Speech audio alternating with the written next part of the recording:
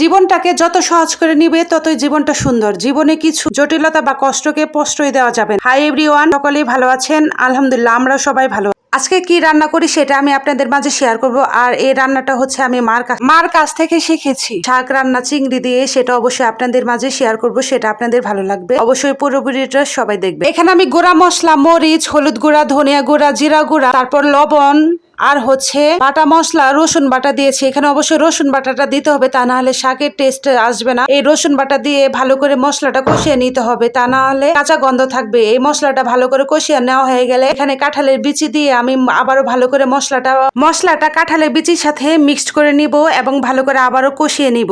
এই কাঁঠালের বিচি আর মশলাটা ভালো করে কষিয়ে নিতে হবে। কষানো হয়ে গেলে এখানে আমার আগে থেকে ধুয়ে রাখা চিংড়ি মাছটাও দিয়ে দিলাম।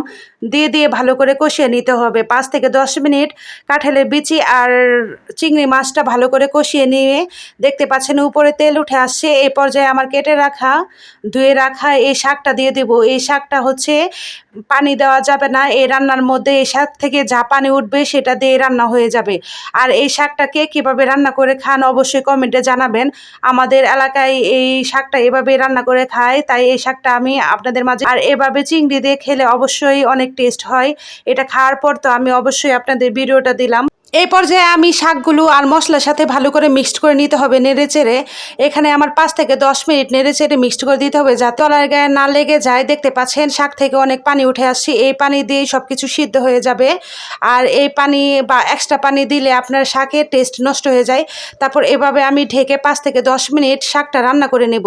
ঢেকে শাকটা রান্না করলে সবুজ থাকে, আর সবুজ সবুজ শাকটা খেতে তো অনেক ভালো লাগে আর দেখতেও ভালো হয়। আবার আমি ভালো করে নেড়ে চেড়ে মিক্সড করে নিব। দেখতে পাচ্ছেন আমার পানিটা উঠে আসছে শাকের মধ্যে অনেকটা। এভাবে আমার সব কিছু সিদ্ধ হয়ে যাবে। আমি এভাবে 5 থেকে 10 মিনিট ঢেকে রান্না করে নেব।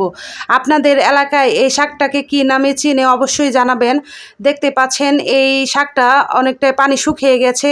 এই পর্যায়ে আমি ভালো করে আবারও নেড়ে চেড়ে দেবো। এখানে নেড়ে চেড়ে দিতে হবে।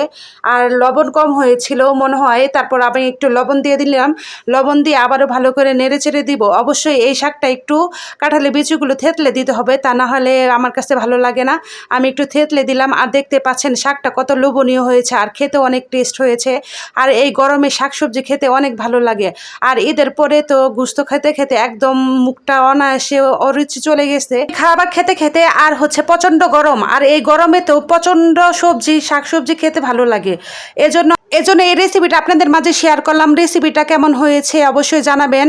আর এই রেসিপিটা একবার হলো বাড়িতে ট্রাই করবেন। এই গরমে সবাই সুস্থ থাকবেন, ভালো থাকবেন, বাইরে কম বের হবেন। আর এই ভিডিওটা কেমন লেগেছে অবশ্যই জানাবেন। আল্লাহ হাফেজ।